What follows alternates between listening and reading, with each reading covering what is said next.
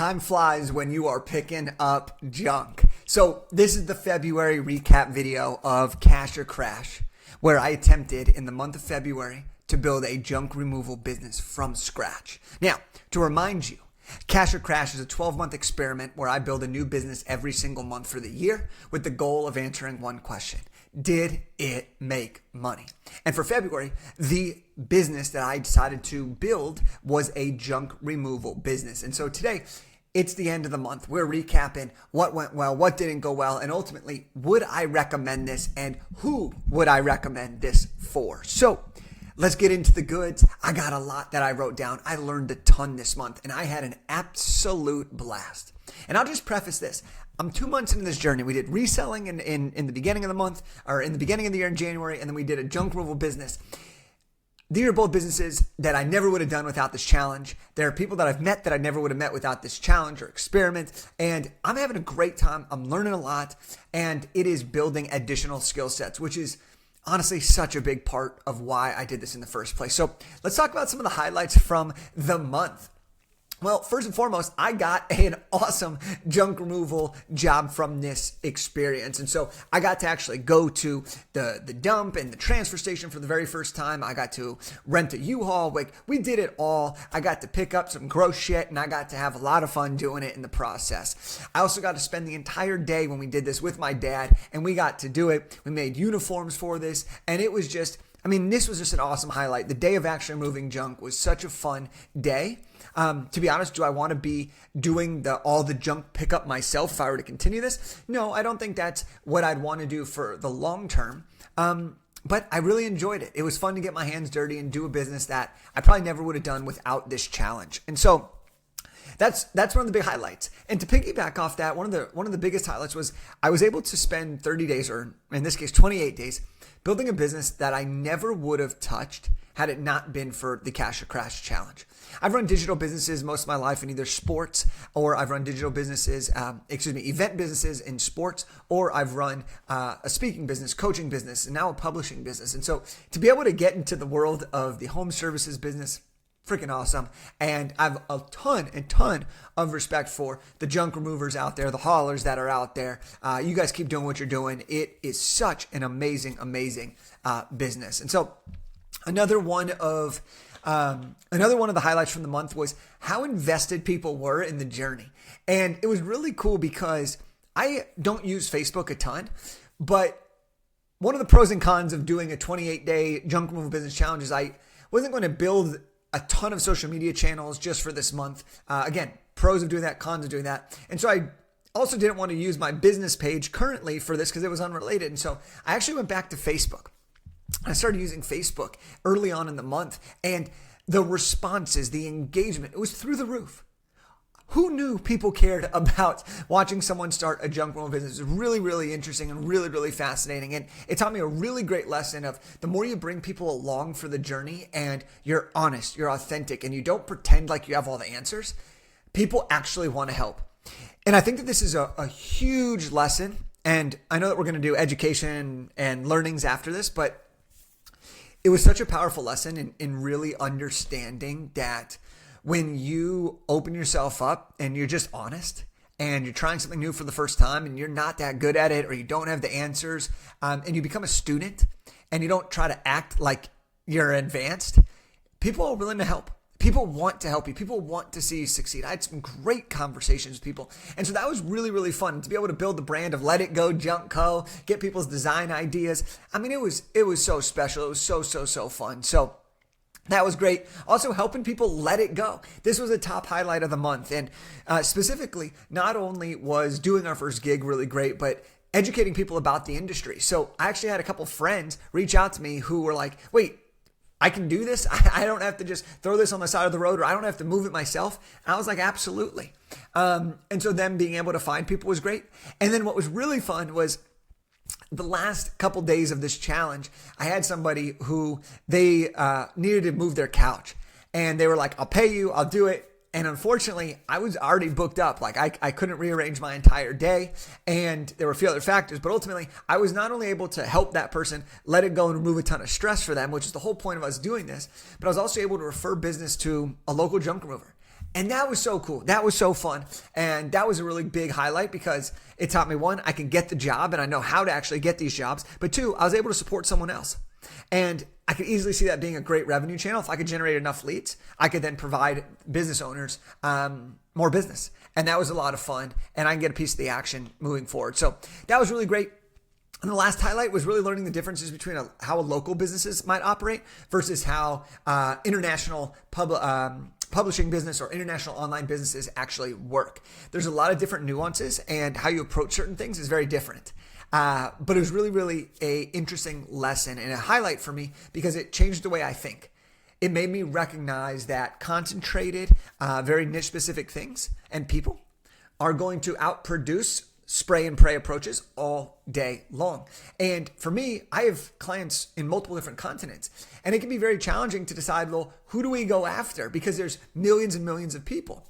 But when you're in a local business servicing a 5-mile radius, things change, right? And there's different ways that you would approach that. So that's some of the top highlights. I had a ton of fun. Let me move into the educational component of this. And there was a ton of things that I learned, but let's start here with the junk removal side of things. Junk removal as a business is something that anybody can absolutely do. You can do it as a side hustle. You could do it as a full-time job. And here's the thing. The barrier to entry for junk removal is fairly low. Competition seems to be increasing as junk removal gets to be more popular on social media, as people are starting to build and bring more awareness to the home service industries. But there's still a ton of potential here. And the cost to enter, you can do this at literally no cost, or you can spend a couple $1,000s and be 10 steps above where I was. And let me give you an example of this. If you already have a truck, boom, you're in business and you can already reduce what you could charge or make it more of a profit immediately. I didn't have a truck. So we not only had to get the deals, but then we had to rent a truck and fill it up. And then we had the dump fees as well when we actually did the job. So if you had a couple $1,000s and you could create your LLC and build your entity, get your Google My Business page and put a little bit of money into marketing, and then make sure you have some type of vehicle, you can start this and start to crush it.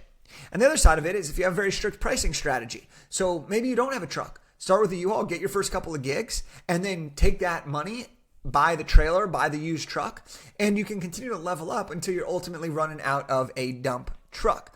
And let me tell you, from some of the people that I met over this month, the difference is incredible. Like these people that have these big dump trucks that they can just click the button and it just boo, and it just deposits everything. Phenomenal, right? Versus manually carrying and lifting everything into the truck and then also out of the truck.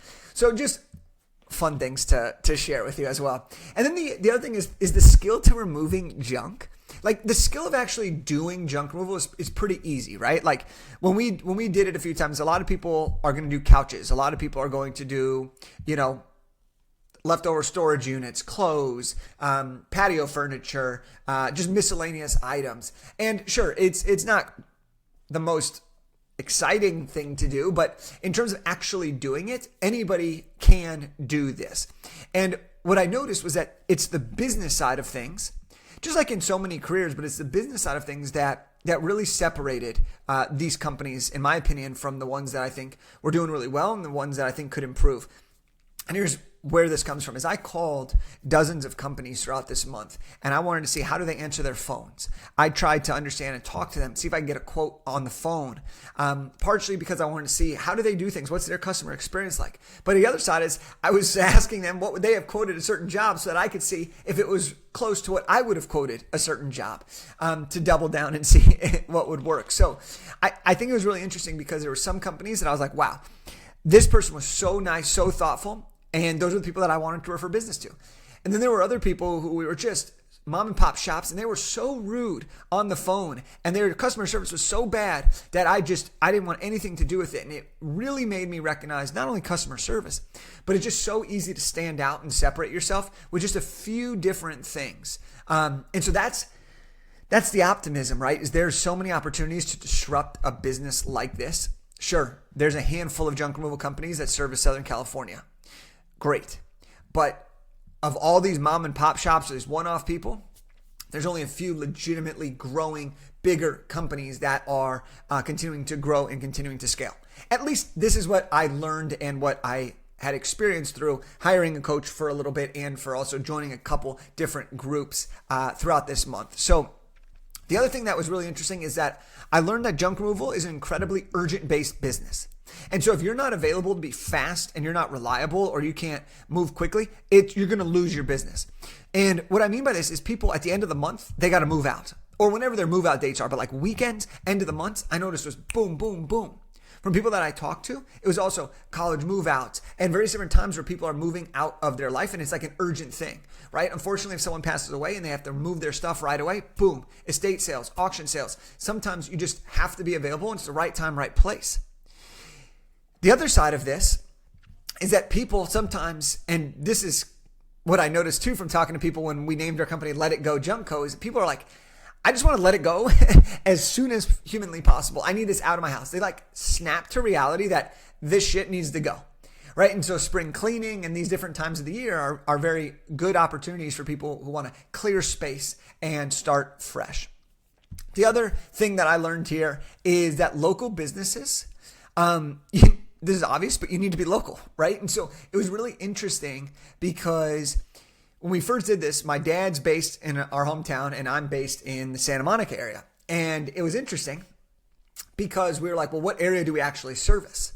The problem is my main business, right? And we didn't have a Let It Go business, so we weren't really a local business yet.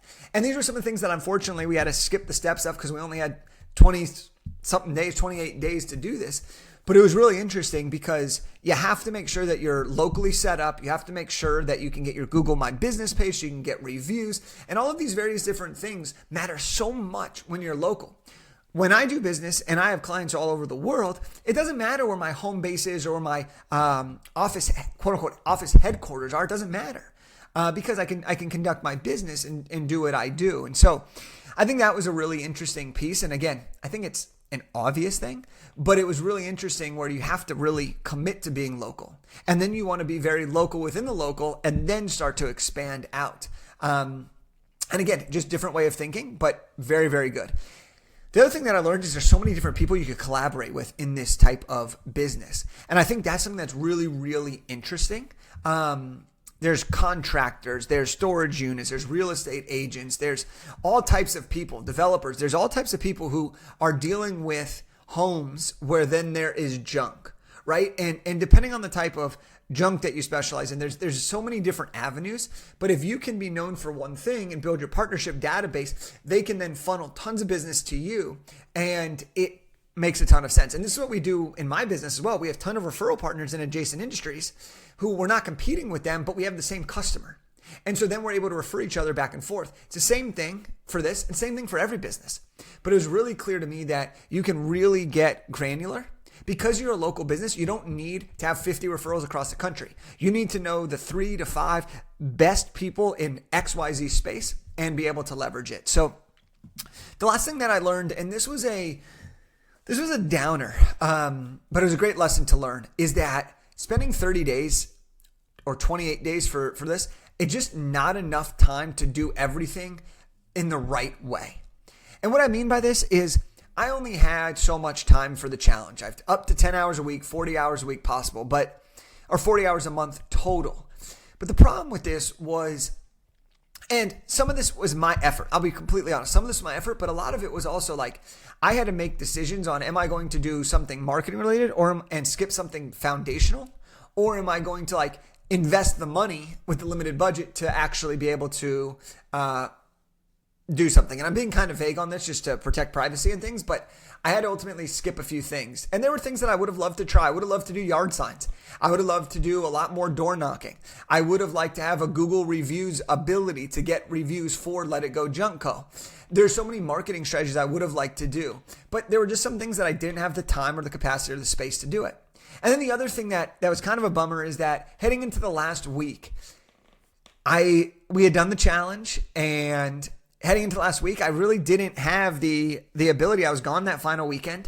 And so I just didn't have the ability to really go get more gigs, right? Like the incentive wasn't there. And so the last week I barely spent a ton of time. And sometimes I wish I could have done more.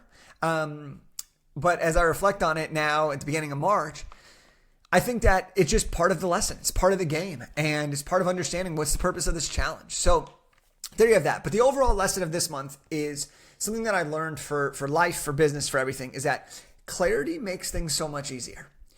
When you are crystal clear on what it is that you're doing or where it is that you're trying to go, everything else falls into place because it becomes easier to take the right actions. And there were a few things that came up for me related to this. And one was smaller, which is, what's the goal of this month, right?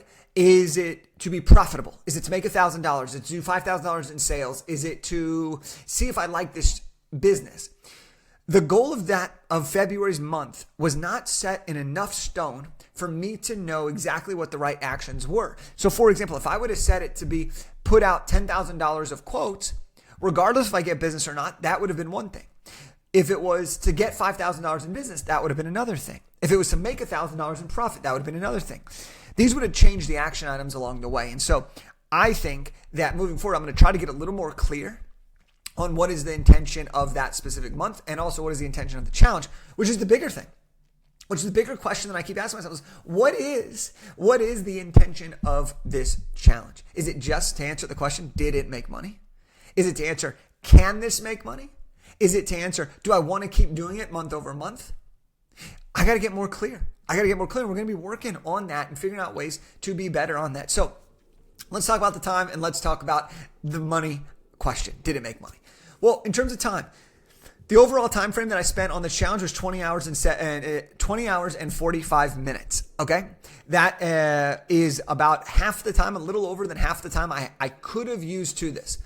When now looking back, I had a lot more time that I could have done things, but the final week I put in about an hour. Why? Hour and a half. Why? Because there wasn't an incentive for me to keep going because I didn't have the clarity, right? And so would I have changed some things? Maybe. Would I have front loaded some things? Maybe if I could have. Yeah. But that's part of this experiment is we're trying to test things out, see what works, see what doesn't work. So I spent 20 hours and 45 minutes. We allocated 40 hours. There was a missed opportunity in how much time was spent versus what I could have done. But overall, I learned a lot and I got enough information to make a decision on would I do this again. Before I do that, let's talk about the question. Did it make money? The answer to that is yes. Let me explain. My expenses for the month was $222.90. Now, this would have been a lot higher if I were to have filed certain other things, if I were to have done some different paid advertising. But essentially, most of my expenses came from hiring a coach to do a coaching call. And then I got also access to a free community of people in this space, which was really great. And I did one Craigslist ad for $5, which was great learning experience. And then the rest of the expenses came from actually doing the job of junk removal. My revenue from the one job that we did was $350. Now, this job came from my grandpa who needed some stuff and had been looking for this and was about to pay someone else. And I said, no, we'll do it. I gave him the family special, but I still wanted to do it as real as possible. So even though I gave him a great deal, I still did everything the way I would have done for a brand new customer. And then, so my profit for the month was $127.10. What's really interesting about this is there was about a 50% profit margin, okay, from the actual doing of the job, which I found really, really interesting. If you could get a few more of those jobs or even stack a job so that you can reduce your dump fees and so that you can reduce your rent a truck fees, this could easily make a lot more money. And so, there's a lot of people that I talk to that make $500,000 a day doing this, and they're keeping a good percentage of that, especially if they're doing it themselves. And so I thought that was a really, really interesting thing to note. The projected revenue on the table, though, is something really important to share as well, is that I got a gig for another $150, and that would have been removing a couch, but I passed that off to someone else. I didn't take a referral on that one. And then I also have multiple people still in the pipeline that I'll continue to refer. The other thing that's really important to note is that it's not that I didn't have any leads. That was also what was really interesting. So I had several quotes out for well over $2,000. So had a couple of those gone through. I know I had a $1,500 quote that I had put out. I know that I had multiple $500 quotes, a couple $150 to $250 quotes, smaller things. If a couple of those would have panned out, this could have made several $1,000s in the month, spending very little time. So really, really important to share that with you. And then one other thing is I did a little more reselling from January. So I carried that over because junk removal and reselling is similar in the sense that sometimes people who get junk, they then resell it. But I had also just kind of wanted to continue selling the inventory and also look for some great deals based on what I learned from January. And so I had sold over $400 in January. I bought a couple great deals for $158. And so I made $252 pure profit from reselling in the month of February as well. So really interesting stuff. So now the question is this: would I do junk removal again? And the answer to this, absolutely. I would absolutely do it again. I thought this was awesome. I think it's a really, really viable business in the home service industries where there's always going to be a demand. There is always going to be an opportunity to stand out. It is ripe for disruption. I think some people are doing that really, really well already. But I think that this is still a very, very good opportunity for people to be able to start a business for fairly low capital, fairly low barrier to entry, and be able to make good money. I would not do this again if I only had 30 days. And the reason for that is because I just would want to do it, in my opinion, the right way, the better way. And so if I were doing it, I would want to have done this for 90 days, set a target of making $10,000 in that first 90 days, learn the curve, and then go from there and see if I could build something special, gain enough momentum, replace myself, hire an operator. And I'm even looking into potentially even acquiring a business of someone who's actually really, really good. And then I could implement what I know about digital marketing into these businesses and operations, SOPs, and all this other stuff. So really, really fascinating. But overall, was this a cash or a crash month? And the answer to that could be both. And I know you're like, Jake, you can't do both. Well, I might have to do both because it was partial cash and it was partial crash. Crash on the effort, crash on the overall outcome in 28 days, but cash in the sense that we actually did make money during this challenge. So we're going to be updating that as we go along, but what a heck of a month. What an adventure. I hope you enjoyed this recap, and I'll see you for the month of March.